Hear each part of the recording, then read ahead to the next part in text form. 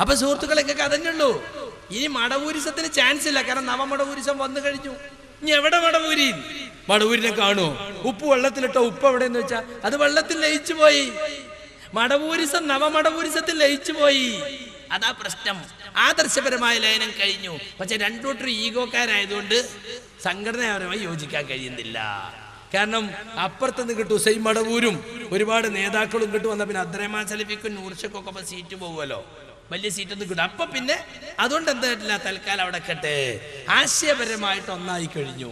യാതൊരു സമയം താഴെ തലങ്ങളിൽ യോജിപ്പ് ഏതാണ്ട് കഴിഞ്ഞിട്ടുണ്ട്. പക്ഷേ ഈ അബ്ദുറഹ്മാൻ സലഫിയുടെ കുതന്ത്രം തിരിച്ചറിയുന്ന മടവൂരികൾക്കറിയാം ഇത് ഫിത്തനയാണ്. നിങ്ങൾ രണ്ടോട്ടും വലിയ വ്യത്യാസമൊന്നുമില്ല, ഒന്ന് ജിന്നൂരിയാണെങ്കിൽ മറ്റൊന്ന് സീറൂരിയാണ് എന്നാണ് മടവൂരികൾ ഇപ്പൊ പറയുന്നത്. ഒരു വിഭാഗം അവരെ കൂട്ടത്തിലും തർക്കമായിപ്പോ യോജിക്കണോ യോജിക്കണ്ടേ എന്നുള്ള തർക്കം. ഇനി സുഹൃത്തുക്കളെ, മടവൂരികൾ കൊണ്ടുവന്നത് ഓരോന്നും ഇവർ ഏറ്റെടുക്കുകയാണ്. ഇപ്പൊ ഇസ്ലാഗ് മാസികയിൽ വന്നപ്പോ പിറ്റേ താഴ്ച അബ്ദുൽസലാം സുല്ലമി എഴുതി ജബ്ബാർ മൗലി എഴുതിയത് ഷിർക്കാണ്, ജബ്ബാർ മൗലി മുശ്രിക്കായി പോയിരിക്കുന്നു, KNM ഷിർക്കിലേക്ക് പോയിരിക്കുന്നു. 5 കൊല്ലം നമ്മൾ മറുപടി കൊടുത്തു, ഇല്ല പോയിട്ടില്ല, ഷിർക്കല്ല. നിങ്ങൾ ഇവിടെ കേട്ടു, അമ്പലക്കടവ് ഫൈസിക്ക് മറുപടി കൊടുത്തു, മടവൂരികൾക്ക് മറുപടി കൊടുത്തു. എന്നാൽ 2012 പുതിയ തൗഹീദ് പ്രഖ്യാപിച്ചു. മൂവാറ്റുപുഴയിൽ സംവാദത്തിന് പോയി. അവിടെ വെച്ച് ചോദിച്ചു, ഇസ്ലാഹിലെ വാചകം ഉദ്ധരിച്ചുകൊണ്ട് 2007 ഏപ്രിൽ ഇസ്ലാഹിലെ ഈ വാചകം ഷിർക്കാണോ? അതിന് അനീഫ കൊടുത്ത മറുപടി കേട്ടോളൂ. നിങ്ങൾ വിചാരിച്ചത് ഞങ്ങൾ പറയില്ല എന്നല്ലേ? ഞങ്ങളെ സംബന്ധിച്ചിടത്തോളം ഞങ്ങളുടെ ആദർശം വളരെ കൃത്യമായി പറഞ്ഞു. അത് പറഞ്ഞു, ഞങ്ങൾക്ക് തിരിഞ്ഞിട്ടില്ല എന്നല്ലേ നിങ്ങൾ പറഞ്ഞത്? ഞങ്ങൾക്ക് തിരിഞ്ഞു. പക്ഷെ ഞങ്ങൾക്ക് തിരിഞ്ഞെന്ന് നിങ്ങൾക്ക് തിരിഞ്ഞത് നിങ്ങൾ തിരിയാതാക്കുകയാണ്. ഇത് നിങ്ങളുടെ സെൻസിങ്. ഈ സെൻസിങ് ഏതാണ്? സെൻസിങ് എന്ന് ഓർമ്മയുണ്ടോ? ഈ സെൻസിങ്ങിന്റെ പ്രത്യേകത നമ്മളുടെ ഈ കുന്നത്തേരി സംവാദത്തെക്കുറിച്ച് റിപ്പോർട്ട് വന്ന സെൻസിങ് ആണ്. ഈ സെൻസിങ് 24 ഫെബ്രുവരി 2009 ഈ സെൻസിങ്ങിൽ എഴുതുകയാണ്, ഹനീഫ് കായ ജിന്നിനെ വിളിച്ച് സഹായം തേടാൻ പറ്റില്ലെന്ന് ആവർത്തിച്ച് പറഞ്ഞ ഹനീഫ മൗലവി ജിന്ന് സ്പെഷ്യലിസ്റ്റുകളായ ജബ്ബാർ കോക്കസിനെ ഒന്നടങ്കം മുശ്രിക്കാക്കി എന്ന് ഞങ്ങൾ അന്നേ പറഞ്ഞു. ഈ ജിന്നിനോട് തേടൽ ശിർക്കാണ്. അത് നിങ്ങൾക്ക് മനസ്സിലായി, നിങ്ങളെ ദേവി. പക്ഷേ ഇപ്പോ അത് നിങ്ങളോട് മറന്നുപോയി. ഞങ്ങൾ അവിടെ പറഞ്ഞത് തക്ബീർ തൊഴിലാളികൾ ഉത്തരവാദിത്തം കൃത്യമായി നിർവഹിക്കുക. ഞങ്ങൾ പറയുന്നു, ഈ ഇസ്ലാഹ് മാസികയിൽ വന്നത് അത് ശിർക്കാണ്, അത് ശിർക്കാണെന്ന് ഞങ്ങൾ എഴുതി. ഇനി അയാൾ മുശ്രിക്കാണോ ഇയാൾ മുശ്രിക്കാണോ, അങ്ങനെ ആളെ മുശ്രിക്കാക്കലല്ല ഞങ്ങളുടെ പണി. കണ്ടോ? അപ്പൊ ജബ്ബാർ മൗലി എഴുതിയത് ശിർക്കാണെന്ന് ആദ്യമായിട്ട് പ്രഖ്യാപിക്കുകയാണ് 2012 ജൂലൈയിൽ മൂവാറ്റുപുഴയിൽ വെച്ച്. ഇതങ്ങ് കേട്ടപാടെ അഹ്സനിന്റെ മറുപടി കേട്ടോളൂ. അൽഹംദുലില്ലാഹ്, വളരെ മുതലായിട്ടുണ്ട് നിങ്ങളെ സംവാദം. മുജാഹിദ് പ്രസ്ഥാനത്തിൽ അടുത്ത പിളർപ്പിന്റെ പ്രഖ്യാപന സമ്മേളനമായി നമ്മുടെ ഈ സംവാദം മാറിക്കഴിഞ്ഞു. അൽഹംദുലില്ലാഹ്. അല്ല ഹനീഫ് മൗലവി, നിങ്ങൾ സെൻസിങ് എടുത്ത് വായിച്ചത് എന്താ? ആലുവയിൽ വന്നപ്പോ തന്നെ ജബ്ബാർ മുശ്രിക്കായിരുന്നു. ആ മുശ്രിക്കിനും കൂട്ടിയിട്ട് ഞങ്ങൾ തലശ്ശേരി വന്നത്. മുശ്രിക്കിനും കൂട്ടിയിട്ടായിരുന്നോ നടത്തം? നിങ്ങളെ ജമിയത്തിൽ കൂടെ ഉലമ കൂടിയാൽ എത്ര മുശ്രിക്കുണ്ട്, എത്ര കാഫിറുണ്ട്, എത്ര മുബഹിദുണ്ട് പറയണം ജനങ്ങളോട്. മുസ്ലിയാക്കന്മാർക്ക് എന്താ ആഘോഷം എന്നറിയോ? യാ ഇബാദല്ലാ എന്ന വിളിയിൽ ദുആ ഇല്ല. അപ്പൊ അത് സഹിയാണെന്ന് സ്ഥാപിച്ചാലും ഇവരെ ഇസ്തിഗാസക്ക് അതിൽ തെളിവില്ല. ഇപ്പൊ വാദം മാറ്റി, അതിൽ ദുആ ഉണ്ട്. അപ്പൊ സഹിയാണെന്ന് സ്ഥാപിച്ചാൽ അവർക്ക് തെളിവായി. ഇനി സ്ഥാപിച്ചില്ലെങ്കിലും അതനുസരിച്ച് അമൽ ചെയ്ത പാരമ്പര്യമുണ്ട് എന്ന് പറഞ്ഞിട്ട് ഇസ്തിഗാസക്ക് തെളിവാക്കാനാ വിചാരിക്കണത്. പക്ഷെ ഈ കോക്കസ് മാത്രമല്ലല്ലോ കേരളത്തിലുള്ളത്. മുജാഹിദ് പ്രസ്ഥാനത്തിലെ ഭൂരിഭാഗം വരുന്ന പ്രബോധകന്മാർ പഴയ വാദത്തിൽ ഉറച്ചു നിൽക്കുന്നു. യാ ഇബാദല്ലാഹ് എന്നത് വിളിയിൽ പ്രാർത്ഥനയില്ല. 2012 ജനുവരിയിൽ ദൗറക്ക് സമർപ്പിച്ച ആ പ്രബന്ധത്തിലുള്ളതും യാ ഇബാദല്ലാഹ് എന്നതിൽ പ്രാർത്ഥനയ്ക്ക് തെളിവില്ല എന്നാണ്. അപ്പോ ജബ്ബാർ മൗലവി മുശ്രിക്കാണ് എന്ന് പ്രഖ്യാപിച്ചു. ഞങ്ങൾ പണ്ടേ പറഞ്ഞിട്ടുണ്ട് ജബ്ബാർ മൗലവി മുശ്രിക്കാണെന്ന്. സെൻസിങ്ങിൽ എഴുതിയ നുണ ഇയാൾ തെളിവാക്കി. എന്നാ സുഹൃത്തുക്കളെ, 2011 മെയ് മാസം ആലപ്പുഴക്കടുത്ത ചന്തിരൂരിൽ ജബ്ബാർ മൗലവിയെ കൊണ്ടുപോയിട്ട് ജബ്ബാർ മൗലവി എഴുതിയിൽ ശിർക്കില്ല എന്ന് ഇവരെന്നെ പറഞ്ഞിട്ടുണ്ട്. 1 കൊല്ലം മുമ്പ്. കേട്ടോളൂ. വാചകത്തെ സന്ദർഭത്തിൽ നടത്തി മാറ്റി ദുർവ്യാഖ്യാനിച്ചുകൊണ്ട് അതേ ജിന്നുകളോട് പ്രാർത്ഥിക്കാമെന്ന് ജബ്ബാർ മൗലവി പറഞ്ഞിരിക്കുന്നു. ജിന്നുകളോട് സഹായം തേടാമെന്ന് ജബ്ബാർ മൗലവി പറഞ്ഞിരിക്കുന്നു. അതിന് ജബ്ബാർ മൗലവി അനുവാദം കൊടുത്തിരിക്കുന്നു എന്ന പച്ചക്കള്ളം ഈ നാട് നീളെ പ്രചരിപ്പിക്കുകയാണ്. ജബ്ബാർ മൗലവിയുള്ള ഈ സദസ്സിൽ ജബ്ബാർ മൗലവി സാക്ഷി നിർത്തിക്കൊണ്ട് ആ വാദത്തിന് മറുപടി പറയുന്നു. ഒരിക്കലും അങ്ങനെ ഒരു വാദം മുജാഹിദ് പ്രസ്ഥാനം അവതരിപ്പിച്ചിട്ടില്ല, അവതരിപ്പിക്കുകയുമില്ല. കൃത്യമായി കാര്യങ്ങൾ പറഞ്ഞു കൊടുക്കും. അതിനെ ദുർവ്യാഖ്യാനിക്കുന്നവർ ദുരുദ്ദേശത്തോടെ ഈ പ്രസ്ഥാനത്തെ നോക്കിക്കാണുന്നവർ മാത്രമാണ് എന്ന തിരിച്ചറിവ് നമുക്ക് ഓരോരുത്തർക്കും ഉണ്ടാകണമെന്നാണ് ഈ സന്ദർഭത്തിൽ ചുരുക്കി സൂചിപ്പിക്കാനുള്ളത്. അള്ളാഹുവിനോട് മാത്രം പ്രാർത്ഥിക്കണമെന്ന് പ്രബോധനത്തിന്റെ മുഴുവൻ മേഖലകളിലും പറഞ്ഞുകൊണ്ടിരിക്കുന്ന മുജാഹിദ് പ്രസ്ഥാനത്തിനെതിരെ ഒരു വിഭാഗം നടത്തിക്കൊണ്ടിരിക്കുന്ന ദുർവ്യാഖ്യാനത്തിന്റെ ആഴമാണ് നമുക്കിപ്പോൾ മനസ്സിലായി. 2011 മെയ്യിൽ പറയാണ് ജബ്ബാർ മൗലവിയിൽ ശിർക്കില്ലാന്ന്, ആലപ്പുഴയിലെ ചന്ദിനുള്ള ഇസ്തിഖാമയിൽ. എന്നിട്ട് മൂവാറ്റുപുഴയിൽ പറഞ്ഞെന്താ, ഞങ്ങൾ അന്ന് കുന്നത്തേരി സംവാദത്തിലേ പറഞ്ഞിട്ടുണ്ട് ജബ്ബാർ മൗലവി മുശ്രിക്കാണെന്ന്, നിങ്ങളെ പത്രത എഴുതിയിരിക്കുന്നു. സെൻസിംഗിന്റെ നുണ തെളിവാക്കിയപ്പോ അതുകൊണ്ട് മുസ്ലിയാക്കന്മാര് അവരെ പിടികൂടി. ഈ വാദം മാറ്റിയല്ലപ്പോ, വാദം മാറ്റിയിട്ട് എന്ത് ചെയ്തു? തൗബ ചെയ്തു. വാദം മാറ്റി തൗബ ചെയ്തത് ഇസ്ലാഹി പ്രസ്ഥാനത്തിന്റെ ചരിത്രത്തിൽ ഇല്ലാത്തതാണ്. ഒരു പ്രസ്ഥാനത്തിന്റെ ആദർശം എടവണ്ണ ജാമിയയിൽ നടന്ന മുശ്രിക്കാക്കൽ സമ്മേളനത്തിൽ അവരിറക്കിയ CD ഇതാ കുപ്രസിദ്ധമായ അനസിന്റെ തൗബ കേട്ടോളൂ. ഞാൻ പറയുന്നു ഞങ്ങൾ ജബ്ബാർ മൗലവിയുടെ വാദം ഞങ്ങൾ സ്വീകരിച്ചിട്ട് ജിന്നിനോട് തേടൽ ശിർക്കല്ല എന്ന് ഞങ്ങളുടെ ജീവിതത്തിന്റെ ഏതെങ്കിലും ഒരു ഘട്ടത്തിൽ ഞങ്ങൾ അറിഞ്ഞോ അറിയാതെയോ പ്രസംഗിച്ചിട്ടുണ്ടെങ്കിൽ, എഴുതിയിട്ടുണ്ടെങ്കിൽ, രഹസ്യമായോ പരസ്യമായോ വാദിച്ചിട്ടുണ്ടെങ്കിൽ അള്ളാഹുവിന്റെ മുന്നിൽ, റബ്ബിന്റെ മുന്നിൽ ഞങ്ങൾ തൗബ ചെയ്യുന്നു. അതൂബു ഇലല്ലാഹ് അസ്തഗ്ഫിറുല്ലാഹ്. അല്ലാഹുവേ ഞങ്ങൾക്ക് നീ പൊറുത്തു തരണേ, ഞങ്ങൾക്ക് നീ പൊറുത്തു തരണേ. ഞങ്ങൾ തൗബ ചെയ്യുന്നു, പരസ്യമായും രഹസ്യമായും. വാസ്ലഹു, രണ്ടാമതല്ല ഞങ്ങളോട് പറഞ്ഞു നന്നാക്കാൻ. ഞങ്ങൾ നന്നാക്കുന്നു. ഞങ്ങളുടെ നിലപാട് ആ നന്നാക്കിയ നിലപാടെന്താ? ഞങ്ങൾക്ക് ജമിയത്തുൽ ഉലമ പഠിപ്പിച്ചു തന്ന നിലപാട് അതെന്താ? ജീവിതത്തിന്റെ ഏതെങ്കിലും ഒരു സാഹചര്യത്തിൽ ഭൗതികമായാലും അഭൗതികമായാലും, ആ ഭൗതികമായ വിഷയമാണെങ്കിലും അഭൗതികമായ വിഷയമാണെങ്കിലും ജിന്നിനോട് തേടുന്നത് ശിർക്കാണ് എന്ന ആ നിലപാട് ഞങ്ങൾ വ്യക്തമായി നന്നാക്കി വാസ്ലഹു പ്രഖ്യാപിക്കുകയാണ്. മൂന്നാമതായി ചെയ്യേണ്ടത് എന്താ? വബയ്യനു, നിങ്ങൾ മറ്റുള്ളവർക്ക് വ്യക്തമാക്കി കൊടുക്കൂ, വ്യക്തമായി പറയൂ, നിങ്ങളുടെ ആദർശം വ്യക്തമായി പറയൂ. ഞങ്ങൾ പറയുന്നു, ആരുടെ മുന്നിലും ഞങ്ങൾ ഈ ആദർശം പറയാൻ ഒരുക്കമാണ്, ആരുടെ മുന്നിലും ഇത് പറയാൻ വ്യക്തമാക്കാൻ ഞങ്ങൾ ഒരുക്കമാണ്. വബയ്യനു, വ്യക്തമാക്കുക. ഫഉലൈക അതൂബു അലൈഹിം, അക്കൂട്ടർക്ക് തൗബയുണ്ടെന്ന് അല്ലാഹ് പറയാണ്. അക്കൂട്ടർക്ക് തൗബയുണ്ട്. വഅന തവ്വാബുർ റഹീം, അല്ലാഹ് പറയാണ് ഞാൻ പശ്ചാത്താപം സ്വീകരിക്കുന്നവനാണ്, കരുണ ചെയ്യുന്നവനാണ്. ഞങ്ങൾ പ്രതികളായിക്കോളാം, ഞങ്ങൾക്ക് പ്രശ്നമില്ല. പക്ഷേ ഞങ്ങൾ കാരണം എന്റെ ഒരു വാക്കുകൊണ്ട്, ഹനീഫ് കായിക്കോടെ ഒരു വാക്കുകൊണ്ട്, അബ്ദുറഹ്മാൻ സലഫിയുടെ ഒരു വാക്കുകൊണ്ട് ഒരു മനുഷ്യൻ വഴികേടിലാകരുത് എന്ന് ഞങ്ങൾക്ക് ആഗ്രഹമുണ്ട്. ഞങ്ങൾ ഇങ്ങനെ പറഞ്ഞിട്ടുണ്ടെങ്കിൽ മാലോകത്ത് ജീവിക്കുന്ന മുഴുവൻ ആളുകളോടും ഞങ്ങൾ മാപ്പ് ചോദിക്കുന്നു. പക്ഷേ ഞങ്ങളൊരു കാര്യം പറയാം, തുറന്നു പറയാം, മനസ്സറിഞ്ഞുകൊണ്ട് പറയാം, ആ വിശ്വാസം ഞങ്ങളുടെ മനസ്സിലില്ല, ഞങ്ങൾ വിശ്വസിച്ചിട്ടില്ല, ആ വിശ്വാസം ഞങ്ങൾ പേറിയിട്ടില്ല. ജീവിതത്തിന്റെ ഒരു ഘട്ടത്തിലും അള്ളാഹു ഞങ്ങളുടെ ഹൃദയം അറിയുന്നവനാണ്. ഞങ്ങൾ ചെയ്ത ഒരു തെറ്റുണ്ട്, ലോകത്തോട് പറയാവുന്ന ഒരു തെറ്റ്. എന്താന്ന് ചോദിച്ചാൽ, ഇന്നലെ എന്നോട് ഒരാൾ ചോദിച്ചപ്പോൾ എനിക്ക് പറയാൻ നാവിലൊന്നും ഞാൻ പറഞ്ഞു, പക്ഷേ ഇന്ന് ഞാൻ പറയാം, നാറിയവനെ പേറിയോ എന്നൊരു സംശയം ഞങ്ങളുടെ മനസ്സിൽ ഇപ്പോഴുണ്ട്. അതിപ്പോ ഉണ്ട്. അപ്പൊ സ്വാഭാവികമായിട്ടുണ്ടാകുന്ന പ്രയാസമൊക്കെ ഉണ്ടാവും. നാറിയവനെ പേറിയോ എന്നൊരു സംശയം. ആരാണ് ആ നാറി? അബ്ദുറഹ്മാൻ സലഫിയാണോ? എന്നാ പിന്നെ സംശയം വേണ്ട, ഉറപ്പിച്ചോളി, നിങ്ങൾ നാറിയ തന്നെയാണ്, യാതൊരു സംശയമല്ല. നിങ്ങൾ ജബ്ബാർ മൗലവി ഉദ്ദേശിച്ചാണോ എങ്കിൽ ഒന്നുകൂടി നിങ്ങൾ ആലോചിക്കണം. നിങ്ങൾക്ക് ഇത്ര കാലം കിതാബ് പഠിപ്പിച്ചു തന്ന് വാദപ്രതിവാദങ്ങൾക്ക് സജ്ജമാക്കി, നിങ്ങൾക്ക് വേണ്ടതൊക്കെ അദ്ദേഹത്തിന്റെ വീട്ടിൽ പോയി നിങ്ങൾ ചോദിച്ചറിഞ്ഞ്, ജാമിയ സലഫിയിൽ നിന്ന് ചോദിച്ചറിഞ്ഞ്, പുളിക്കലിൽ നിന്ന് ചോദിച്ചറിഞ്ഞ്, നിങ്ങൾ അദ്ദേഹത്തിന്റെ ഇൽമു പഠിച്ചിട്ട്, നിങ്ങൾ അദ്ദേഹത്തെ കൊണ്ടു നടന്നിട്ട് 2011 പോലും വാദപ്രതിവാദത്തിന് കൊണ്ടു നടന്നിട്ട് ഇപ്പൊ പറയാണ് നാറി. അദ്ദേഹത്തിന് അപ്പുറം ഇപ്പുറം ഇരുത്തിയിട്ട് കിതാബ് നോക്കുന്നത് കണ്ടോളിങ്ങള്, കണ്ടോ? ചെകുത്താനും കടലിനും ഇടയിൽപ്പെട്ടതുപോലെയാണ് അദ്ദേഹത്തിന്റെ അവസ്ഥ. അദ്ദേഹത്തെയാണ് ഇപ്പൊ നാറി എന്ന് പറയുന്നത്. ഇത് ഞാൻ പറഞ്ഞപ്പോ എന്താ ഈ പറയണത്? ഞാൻ ജബ്ബാർ മൗലവിനെ നാറി എന്ന് പറഞ്ഞു എന്നാ സക്കരിയ സലാഹി പറയുന്നത്. ആയിക്കോട്ടെ, ജബ്ബാർ മൗലവി അല്ല, എന്നാ പിന്നെ ആരെയാണ്? അത് തുറന്നു പറ. എന്നിട്ട് എനിക്കൊരു കുത്ത്. ഇസ്ലാഹ് മാസികയിൽ സക്കരിയ സലാഹി എഴുതിയിട്ടുണ്ട്, പിന്നെ അബ്ദുസലാം സുല്ലമിയുടെ വാദം സ്വീകരിച്ചാൽ മടവൂരികളെ നിങ്ങളും നാറും, നാരിയവനെ പേറി എന്ന് അവിടെ പറഞ്ഞിട്ടുണ്ട്. ശരിയാണ്, ഞാൻ അപ്പോഴും പറയുന്നു, അബ്ദുസലാം സുല്ലമിനെ പറ്റി തന്നെയാണത്, മടവൂരികളെ പറ്റി. അങ്ങനെ നിങ്ങളും പറ. തുറന്നു പറ, നിങ്ങൾ ആരെ പറ്റിയാ പറഞ്ഞത്? എന്തെങ്കിലും ഒരു ഇടങ്ങേറിപ്പോ? ഇത് കുംഭസാരമാണ് സുഹൃത്തുക്കളെ. കാരണം എന്താ അറിയോ, ഇയാള് അബ്ദുറഹ്മാൻ സലഫിക്കും അനീഫാക്കും വേണ്ടി ഇയാള് തൗബ ചെയ്യാ. അതിനാ കുംഭസാര, അച്ചായന്റെ കുംഭസാരകരെ മറ്റുള്ളവരെ പാപങ്ങൾ ഏറ്റെടുത്തിട്ട് കുംഭസരിക്കുക. എന്നിട്ട് പറയും ഞങ്ങൾ പ്രതികളായിക്കൊള്ളാം, ഞങ്ങൾക്ക് പ്രശ്നമല്ല. ആദർശം മാറ്റി പ്രതികളെ കിട്ടിയതുകൊണ്ട് കാര്യമുണ്ടോ? ഞങ്ങൾ ആദർശം മാറിയ അത് ഓല് പ്രതിയാ, അതുകൊണ്ട് ആദർശം മാറുമോ? എന്ത് പോയത്താ വിളിച്ചു പറഞ്ഞത്?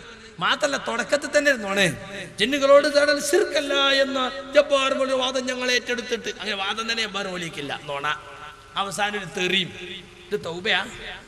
തൗബ ഇഖ്ലാസോട് കൂടി വേണ്ടേ? പടച്ചോനെ ഞങ്ങൾക്കും ജബ്ബാർ മൗലവിക്കും പുറത്തു തരണേ എന്ന് പറഞ്ഞു, ഞങ്ങൾക്ക് പുറത്തു തരണേ, അതൂബയിലല്ലോ ജബ്ബാർ മൗലവി നാറി. ഇതാ തൗബ? ഇതാ തൗബ? ഇസ്ലാഹി പ്രസ്ഥാനത്തിന്റെ ചരിത്രത്തിലുണ്ടോ ഇത് ഇങ്ങനത്തെ കള്ള തൗബ? എന്നിട്ട് ഇതിപ്പോ ഇസ്ലാഹി പ്രസ്ഥാനത്തിന്റെ ശത്രുക്കൾ കണ്ടോ, വഹാബികൾ നൂറ്റാണ്ട് കഴിഞ്ഞപ്പോ തൗഹീദ് മാറ്റി എന്നിട്ട് തൗബ ചെയ്തത് കണ്ടോ? ഇത് ഞങ്ങൾ ഇറക്കിയ സീഡിയല്ലല്ലോ, മാലോകർക്ക് നിങ്ങൾ കൊടുത്ത സീഡിയല്ലേ? പാവനമായ ഇടവണ്ണ ജാമിയുടെ ക്യാമ്പസിൽ നട്ടപ്പാതിരാക്ക് നിങ്ങൾ നടത്തിയ കള്ളക്കുംഭസാരം, അതിന്റെ സീഡി നിങ്ങൾ ഇറക്കിയതാ. എന്നിട്ട് ഹസനി പറഞ്ഞത് കേട്ടോളൂ, ഇത് കുളിച്ചിട്ടും കാര്യമല്ല, രണ്ടാമത് മൊട്ടയടിച്ച് ഷഹാദത്ത് എല്ലി വരണം എന്നാണ്. കേട്ടോളൂ. എന്തിനായി തൗബ?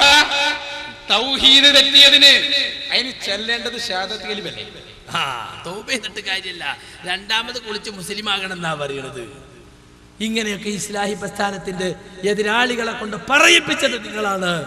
ഈ ആദർശ പ്രസ്ഥാനത്തിന് മാനക്കേടുണ്ടാക്കിയ നിങ്ങളാണ്. നിങ്ങൾ ഈ പ്രസ്ഥാനത്തിൽ നിന്ന് പുറത്തു പോയി ഈ പ്രസ്ഥാനത്തെ രക്ഷപ്പെടുത്തണം. അതാ ഞങ്ങൾക്ക് പറയുള്ളത്. നിങ്ങൾക്ക് വേറെ ആദർശം ഉണ്ടെങ്കിൽ നിങ്ങൾ ആദർശിട്ട് പോയിക്കോ. ഈ പ്രസ്ഥാനത്തിന് ആദർശം മാറ്റാൻ ആരാ നിങ്ങളെ ഏൽപ്പിച്ചത്? ആരാ നിങ്ങളോട് കരയാൻ പറഞ്ഞത്? അങ്ങനെയാണെങ്കിൽ AP കരയട്ടെ, TP കരയട്ടെ. സംസ്ഥാന സമ്മേളനത്തിൽ കുംഭസാരത്തിന്റെ ഒരു സെഷൻ തന്നെ വെക്കട്ടെ. എന്നിട്ട് AP ഇങ്ങനെ ചൊല്ലിക്കൊടുക്കുക, TP ഇങ്ങനെ ചൊല്ലിക്കൊടുക്കുക. എന്നിട്ട് എല്ലാവരും ഇങ്ങനെ ചെല്ലുക, എല്ലാവരും കരയാ, തൗഹീദ് വെച്ചല്ലോ, ഇത്ര കാലം പറഞ്ഞത് തൂബയിലല്ലോ. അതല്ലേ വേണ്ടിയിരുന്നത്? ഇവ ഈ ആൾക്കാരെ മൂന്നാൾക്കും വേണ്ടിയിട്ട്. അതുകൊണ്ട് സുഹൃത്തുക്കളെ, ഇവിടെ വാദം മാറ്റിയതാരാ? ഞങ്ങൾ മാറ്റിയിട്ടില്ല, ഞങ്ങൾ തൗബയും ചെയ്തിട്ടില്ല. ഞങ്ങളൊരു പുതിയ വാദം കൊണ്ടുവന്ന് ഞങ്ങൾ പഴയ വാദത്തിൽ ഉറച്ചു നിൽക്കുന്നു. ഇതൊന്നും ക്ലച്ച് പിടിക്കായിട്ട് ഇപ്പൊ എന്താണെന്ന് നിങ്ങള് ജിന്ന് സുഹൃത്ത് മീൻ പിടിക്കല് അത്രയും സെൽഫി പറഞ്ഞത് കേട്ടോളൂ. ഇവിടെ ഒരു ജിന്നുണ്ടെന്ന് സങ്കല്പിക്കുക, അത് ഹാദറാണെന്ന് വിചാരിക്കുക, അത് കേൾക്കുമെന്ന് വിചാരിക്കുക, എന്നിട്ട് ജിന്നെ ഒന്ന് സഹായിക്കണേ എന്ന് പറഞ്ഞാൽ, ഇപ്പൊ ഒരു ചങ്ങാതിക്ക് പണി മീൻ പിടിക്കാൻ പോകുമ്പോ ജിന്നിനെ കയ്യും പിടിച്ചുകൊണ്ട് ഒപ്പം പോകുന്ന പണിയാ. എന്നിട്ട് മീന് ചൂണ്ടയിൽ കൊത്തിയിട്ടങ്ങ് വലിക്കുമ്പോ അയാളങ്ങ് വീണു പോകുകയാണ്.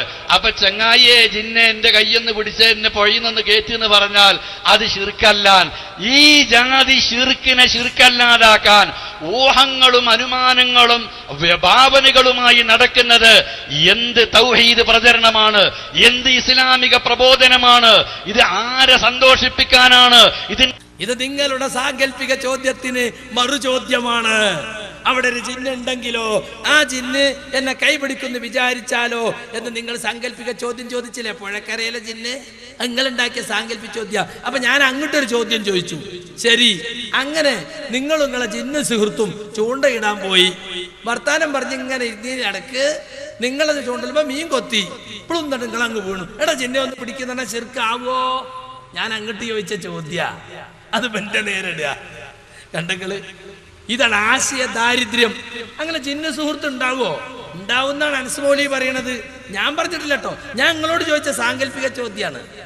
അനസ് മുസ്ലിയാർ പറഞ്ഞത് കേട്ടോളൂ. അതുപോലെ വിജനപ്രദേശത്ത് ഉണ്ടായേക്കാനിടയുള്ള ജിന്നുകളും മലക്കുകളും ഉൾപ്പെടെയുള്ള സൃഷ്ടികളോട് അവർക്ക് കഴിവ് നൽകപ്പെട്ട വിഷയത്തിൽ സഹായം ആവശ്യപ്പെട്ടാൽ അതും പ്രാർത്ഥനയാണെന്ന് പറയാവുന്നതല്ല. അപ്പൊ ജിന്നുകൾക്ക് കഴിവ് നൽകപ്പെട്ട വിഷയത്തിൽ ഏതെങ്കിലും ഒരാൾ സഹായം ചോദിച്ചാൽ അതിനെയും പ്രാർത്ഥനയാണ് എന്ന് പറയാൻ കഴിയില്ല. ഒരു ഉദാഹരണം പറഞ്ഞുതരാം. ഇപ്പൊ ഒരു ജിന്ന് ഇവിടെ വരികയാണ്. ആ ജിന്നിനെ സംബന്ധിച്ചിടത്തോളം ഏതെങ്കിലും ഒരു രൂപത്തിൽ ഇവിടെ വന്നു, എനിക്ക് അയാളെ കാണാം. അയാളെ സംബന്ധിച്ചിടത്തോളം അയാളെ ഞാനോട് സംസാരിക്കണം. എന്താ ജിന്നെ സുഖാണോ, എവിടുന്നാ വരുന്നത്, എങ്ങനെയുണ്ട് എന്ന് അയാളോട് സംസാരിച്ചാൽ അത് മൂപ്പരെ സുഹൃത്താണ്. സംസാരിക്കണം. എന്താ ജിന്നെ, എവിടുന്നാ വരുന്നത്, എറണാകുളത്ത് കള്ളിയത്തശ്ശിയിൽ പോകലുണ്ടോ, കമ്മീഷൻ വാങ്ങലുണ്ടോ ഒക്കെ ചോദിക്കാം. ഇവിടെ വന്നു, എനിക്ക് അയാളെ കാണാം. അയാളെ സംബന്ധിച്ചിടത്തോളം അയാളെ ഞാനോട് സംസാരിക്കണം. എന്താ ചിന്ന സുഖമാണോ, എവിടുന്നാ വരുന്നത്, എങ്ങനെയുണ്ട് എന്ന് അയാളോട് സംസാരിച്ചാൽ അത് അഭൗതികമല്ല. അയാളെ സംബന്ധിച്ചിടത്തോളം അങ്ങനെ ചോദിച്ചതുകൊണ്ട് ശിർക്കാവുകയുമില്ല. അത് ശിർക്കാവൂല. അപ്പൊ ജിന്ന് സുഹൃത്തുണ്ട്, സുഹൃത്തിനോട് കൈവിൽപ്പെട്ടത് ചോദിക്കാം, അത് ശിർക്കാവൂല. എന്താ ജിന്നെ സുഖമാണോ എന്നൊക്കെ ചോദിക്കാം. അപ്പൊ ജിന്ന് സുഹൃത്തുണ്ട് എന്ന് പറഞ്ഞത് നിങ്ങൾ ഒപ്പമുള്ള ആളാണ്, ഞാൻ പറഞ്ഞിട്ടില്ല. അത് ശിർക്കാവൂല എന്നും പറഞ്ഞു, അതിന് അതീത് തെളിവ് പറഞ്ഞു. എന്നിട്ട് എന്റെ നേരെ ഞങ്ങളോട് സാങ്കല്പിക ചോദ്യം അങ്ങോട്ട് ചോദിച്ചതാ. പിന്നെ ജിന്നിന് വെള്ളത്തിൽ മുങ്ങിയ ശ്വാസം കിട്ടാതെ മരിക്കുന്നേറ്റ് നിങ്ങൾ വിചാരിക്കണ്ട. അല്ല, അങ്ങനെ ഉണ്ടാവില്ല. ചിലപ്പോ വെള്ളത്തിൽ മുങ്ങുന്ന ജിന്നെ ഉണ്ടായിരുന്നു സുലൈമാൻ നബിക്ക് എന്നാ പറഞ്ഞത്. മുത്തെടുക്കണ ജിന്ന്. നിങ്ങൾക്ക് ഓക്സിജൻ സിലിണ്ടർ നെഞ്ഞത്ത് വെച്ചിട്ടിട്ടാണ് നിങ്ങൾക്ക് താഴേക്ക് പോകാം. ജിന്നിന് അത് വേണ്ട, ജിന്ന് നേരെ പോയിട്ട് മുത്തെടുത്തിട്ട് ഇങ്ങോട്ട് വരും. പിന്നെ അപ്പൊ നിങ്ങൾ എപ്പോഴും തന്നെ വീണോന്ന് കൈപിടിച്ച് രക്ഷിക്കാൻ, അത് വേറെ വിഷയമാണ്. പക്ഷെ അങ്ങനെ പറ്റുമോ? പറ്റൂല. റസൂല് പഠിപ്പിച്ചണോ? സഹാബത്ത് പഠിപ്പിച്ചണോ? ഇല്ല. പക്ഷെ നിങ്ങൾ സാങ്കല്പിക ചോദ്യം ചോദിച്ചപ്പോൾ അങ്ങോട്ട് സാങ്കല്പിക ചോദ്യം ചോദിച്ചാൽ, എന്നിട്ട് വലിയ നേതാവ് പോലും ആശയ ദാരിദ്ര്യത്തിന്റെ പടുകുഴിയിൽ വീണതാ. ഇനി സുഹൃത്തുക്കളെ, ഇവർ മടവൂരിസം ഏറ്റെടുത്തതിന്റെ മറ്റൊരു ഉദാഹരണം നിങ്ങൾക്ക് കേൾക്കണോ? 2002 മുതൽ മടവൂരികൾ പറഞ്ഞുകൊണ്ടിരുന്നു, ശുദ്ധ മന്ത്രവാദത്തിലേക്കാണ് ഇവർ പോകുന്നത്. മുസ്ലിയാക്കന്മാരുടെ മന്ത്രവാദങ്ങളില്ലേ, അതിലേക്കാണ് പോകുന്നത്. ജിന്നു ചികിത്സാ കേന്ദ്രങ്ങൾ തുടങ്ങുന്നിടത്തേക്കാണ് പോകുന്നത്. ആരാ പറയുന്നത്? ശ്രീമാൻ MM അക്ബർ. കേട്ടോളൂ. പുതിയ നവോത്ഥാനം എന്ന് പറഞ്ഞാൽ പുതിയ ചികിത്സാ കേന്ദ്രങ്ങൾ ഉണ്ടാക്കലല്ല. പുതിയ നവോത്ഥാനം എന്ന് പറഞ്ഞാൽ ജിന്ന് ചികിത്സയ്ക്ക് വേണ്ടി RMPക്ക് അപ്ലൈ ചെയ്യലല്ല. പുതിയ നവോത്ഥാനം എന്ന് പറഞ്ഞാൽ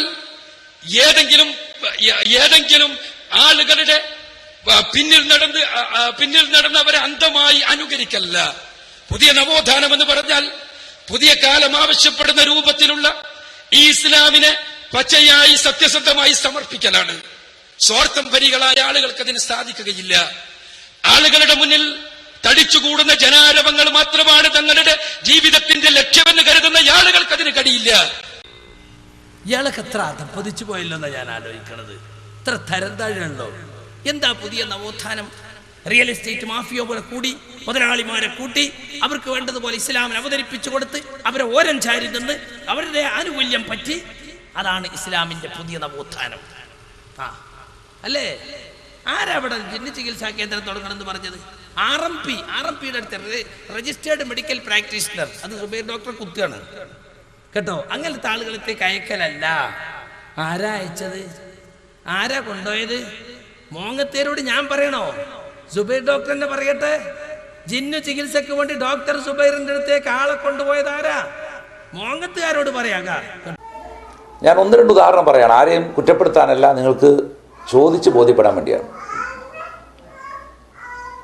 സലാം മോങ്ങ മൗലവി, അദ്ദേഹത്തിൻ്റെ ഒരു ബന്ധു എൻ്റെ അടുത്ത് ചികിത്സയിലായിരുന്ന സമയത്ത് ഈ ചികിത്സയുടെ യാഥാർത്ഥ്യം എന്താണെന്ന് അറിയാൻ വേണ്ടി ഒരാളെ അഷ്റഫ് മൗലവിയുടെ അടുത്തേക്ക് മദീനത്തേക്ക് അയച്ചു. അങ്ങനെ മദീനത്ത് ചെന്ന് ഇദ്ദേഹം അഷ്റഫ് മൗലവിയുമായി സംസാരിക്കുന്ന സമയത്ത് തന്നെയാണ് യാദൃശ്യമായി ഞാനും ആ സദസ്സിൽ വരുന്നത്. അങ്ങനെ സദസ്സ് വെച്ച് അഷ്റഫ് മൗലവി ആ കാര്യം വ്യക്തമായി ബോധ്യപ്പെടുത്തുകയും ഇങ്ങനെയുള്ള ചികിത്സ ഹലാലാണെന്ന് അറിയിക്കുകയും അതോടൊപ്പം തന്നെ എനിക്ക് ഈ വിഷയവുമായി റഫർ ചെയ്യാനുള്ള ഒരു പുസ്തകത്തിൻ്റെ പേര് അഷ്റഫ് മൗലവി പറഞ്ഞു തരികയും ചെയ്യുന്നുണ്ടായി. അങ്ങനെ ഈ സലാം മോങ്ങ മൗലവിയുടെ ബന്ധുവായ ഈ പെൺകുട്ടിയെ ചികിത്സിച്ചു. അൽഹംദുലില്ലാഹ് സുഖമായി. ഇതോടൊപ്പം തന്നെ അദ്ദേഹം ഒരു ദിവസം എന്നെ വിളിച്ചിട്ട് പറഞ്ഞു, ഡോക്ടറെ നമുക്ക് മോങ്ങത്ത് ഒന്ന് പോകണം, അവിടെ ഒരു മുജാഹിദ് പ്രവർത്തകനുണ്ട്, അവിടുത്തെ ഒരു ലോക്കൽ നേതാവാണ്, അദ്ദേഹത്തിൻ്റെ മകളുടെ കയ്യിൽ നമ്പൂരി കൊടുത്ത നൂല് കെട്ടിയിട്ടുണ്ട്, അത് നമുക്കൊന്ന് പറഞ്ഞ് അഴിപ്പിക്കണം.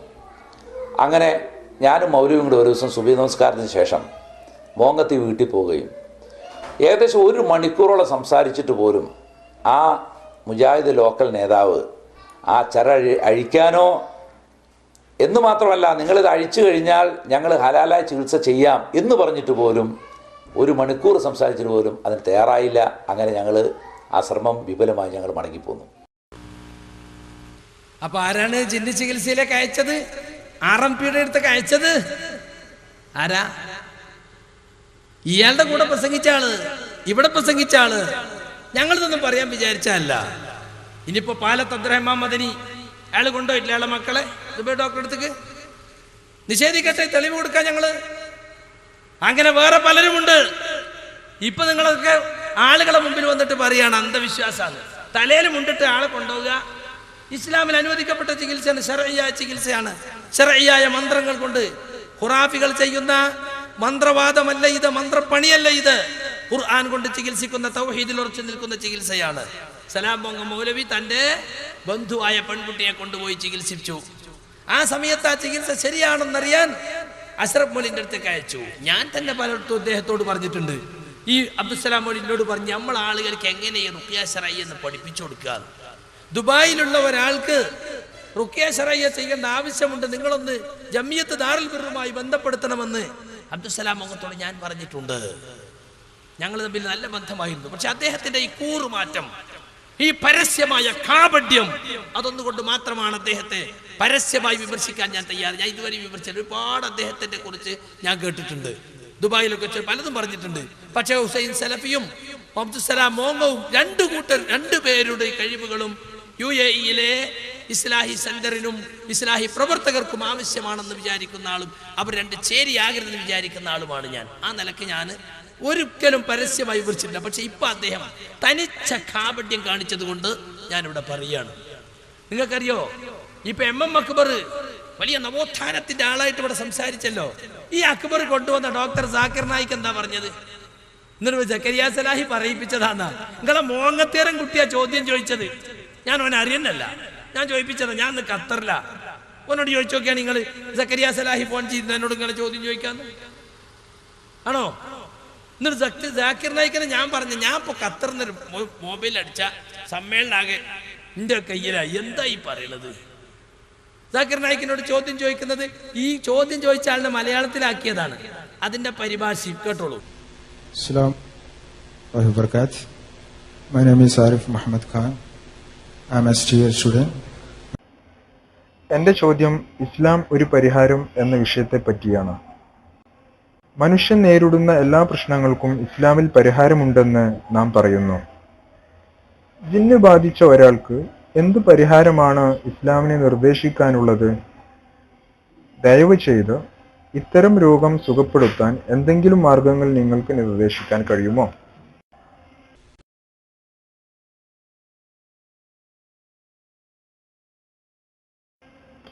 ജിന്ന് ബാധിച്ച ഒരാളെ സുഖപ്പെടുത്താൻ ഇസ്ലാം നിർദ്ദേശിക്കുന്ന മാർഗം എന്താണെന്നാണ് നിങ്ങൾ ചോദിച്ചത്. നിങ്ങൾ ഖുർആൻ വായിക്കുകയാണെങ്കിൽ ജിന്നിനെ പറ്റി അറിയാം. അൽഹംദുലില്ലാഹ്. സിഹറിനെ കുറിച്ചും ഖുർആനിൽ പരാമർശിച്ചിട്ടുണ്ട്. സിഹർ ഒരാളും ചെയ്യാൻ പാടില്ല. എന്നാൽ സിഹർ എന്ന വസ്തുതയുണ്ട്. നമ്മൾ അതിൽ നിന്നും അകന്നു നിൽക്കണം.